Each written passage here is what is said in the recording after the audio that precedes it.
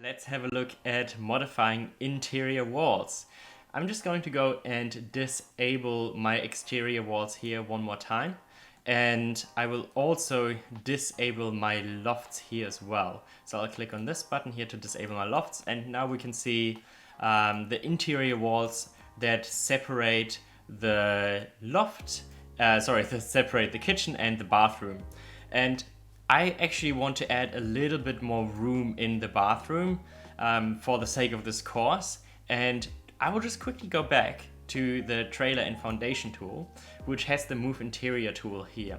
So I actually want to shift everything back forward by 500 millimeters to give myself a bit more space. So I'll click on this this front option here, which will move everything to the front, and I'll just want to move everything by 500 millimeters, which I have already typed in before. I'm just going to click apply move, and now what you can see, we have a little bit more space on the interior here that we can now use to play around with the bathroom. And I want to show you how to make this door a little bit wider and then adjust the interior walls to fit. So I'm going to quickly go and move these objects a little bit over to the side here, just by using the drag option and the arrows. But let's say I want to change the interior door here and make it 800 millimeters wide to add a little bit more space. What you will see is that the door hasn't pushed the interior walls to fit that gap. So let's say if we want to move the door out of the way here, you can see that the doors still have a 600 millimeter space to fit into here.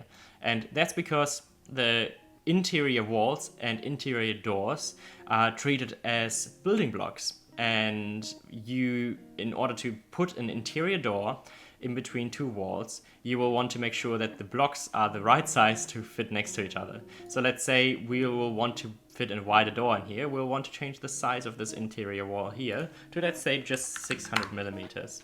And now we'll see, I'll just quickly rotate my view here. Now we'll see that my gap here is now 50 mil, and we want to bring this back out to the wall like that. And we actually want to reduce this width here a little bit as well, to bring it down to just 800 millimeters like this. And now we'll reduce the gap here.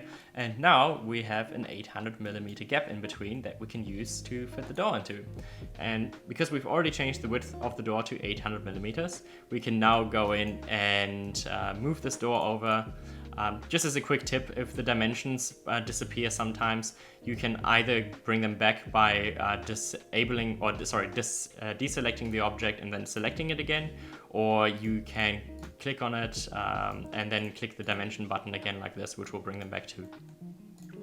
But I'll just quickly go and move this door here, and we know that our gap here is 1.4 meters, so we want to align them to be exactly the same, so 1.4 meters in this case. We still have a little bit of a gap in between here of 25 millimeters, so we'll bring this down to 0. And now we have no more gaps, and we've adjusted the width of the door. Great. Now let's go and revisit the interior layout of this bathroom later, once we look at resizing the interior cabinets and furniture.